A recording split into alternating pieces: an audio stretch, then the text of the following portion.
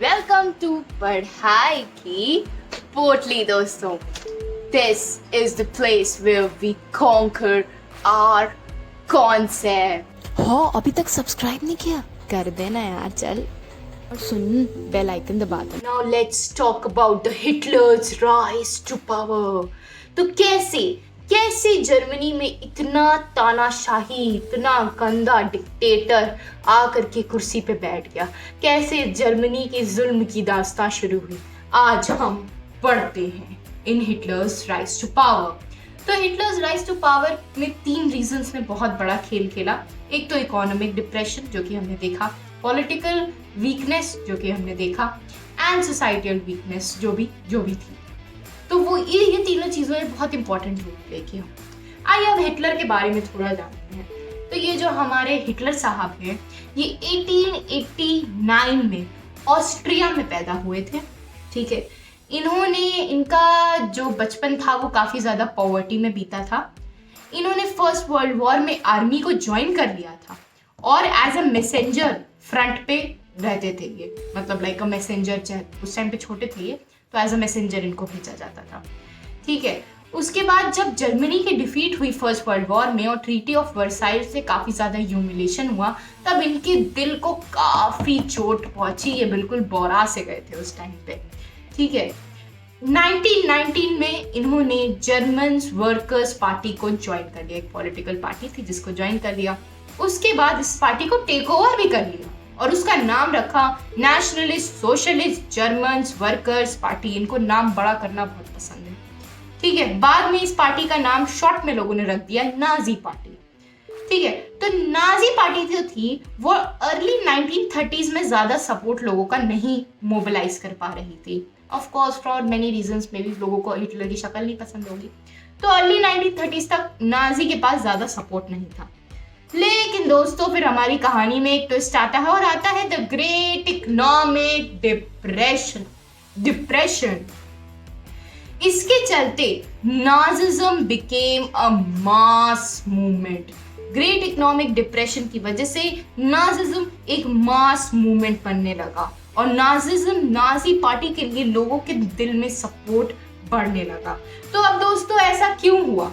ऐसा इसलिए हुआ क्योंकि आप खुद ही जानते हैं कि ग्रेट इकोनॉमिक डिप्रेशन से लोग काफ़ी ज़्यादा परेशान थे। बैंक्स शट हो गए थे, पैसे लोगों के पास बचे नहीं थे, माएँ अपने बच्चों का पेट भर नहीं पा रही थी, इंडस्ट्रीज शट हो गई थी, एक्सपोर्ट्स बंद हो गए थे।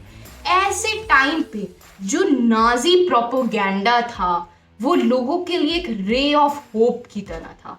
मतलब आप तो ये बात सुन लीजिए कि हिटलर एक बहुत बढ़िया पब्लिक स्पीकर था, तो जब भी वो बोलता था तो लोग सुनते थे। तो हिटलर ने ऐसे ही बड़ी बड़ी फेंकना शुरू कर दी कि हम आपको इस परेशानी से इस तरीके से बचाएंगे। तो इसकी वजह से लोगों का विश्वास नाजी पे बढ़ने लगा और नाजिज्म की पॉपुलैरिटी बहुत ज़्यादा बढ़ने लगी। ठीक है, इसके चलते हुए 1932 में लार्जेस्ट पार्टी इन रियक्सटैग थी नाजी पार्टी। लार्जेस्ट पार्टी रियक्सटैग, आपको रिवाइज करा देती हूँ, जर्मन पार्लियामेंट का नाम था।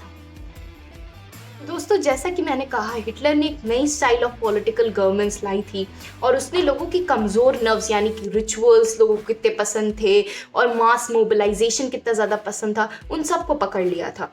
ठीक है, उन सारी चीज़ों को पकड़ के वो वही चीज़ें करने लगा था जिससे लोग पसंद करने लगे थे, जिन चीज़ों को पसंद करते थे।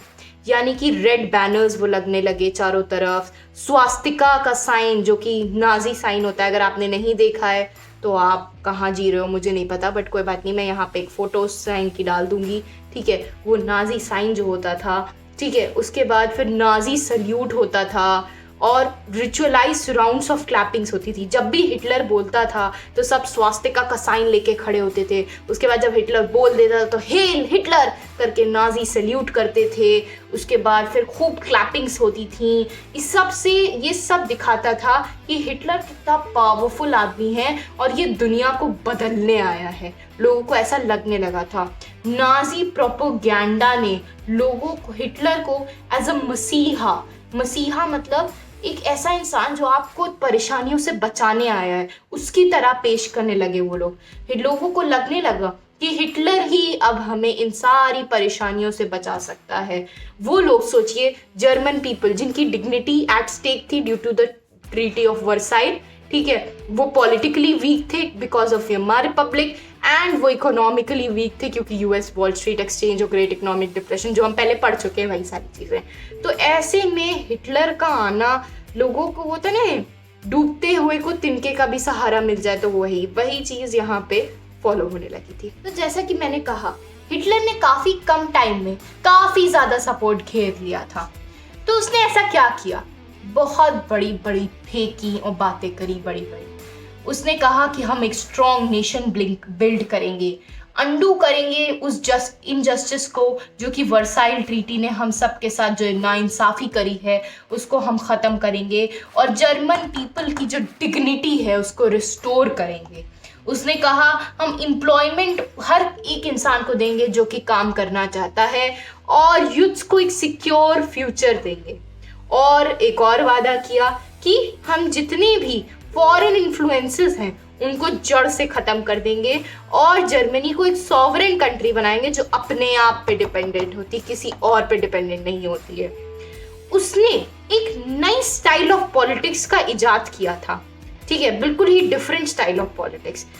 देखो, हर जगह, चाहे इंडिया हो चाहे कोई भी कंट्री हो, हर जगह के लोगों की एक नफ्स होती, कमज़ोर नफ्स, जिसको लीडर पकड़ ले तो वो पूरी कंट्री को बहुत आसानी से रूल कर सकता है। अब जर्मनी के पीपल पे वो हिटलर समझ गया था कि इनकी कमज़ोर नफ्स है रिलीजन, रिचुअल्स, मास मोबिलाइजेशन, ये सब चीज़ें, ठीक है। तो वो समझ गया था इम्पोर्टेंस ऑफ रिचुअल्स, ठीक है, कि लोगों को कितना पसंद आता है जब किसी रिचुअल्स के साथ चीज़ें कराई जाएं, या कोई उनका सीक्रेट सिंबल अपनी पार्टी का सिंबल बना दिया जाए। ऐसा सब किया जाए तो लोग आपकी पार्टी को और ज़्यादा सपोर्ट करने लगते हैं। और spectacle and the importance of mass mobilisation. Mass mobilisation मतलब खूब सारी भीड़ में लोगों को बुला करके बड़ी बड़ी बातें करना, फेक वादे करना, लाइक लोगों को अच्छा लगता है कि खूब रैलीज करना।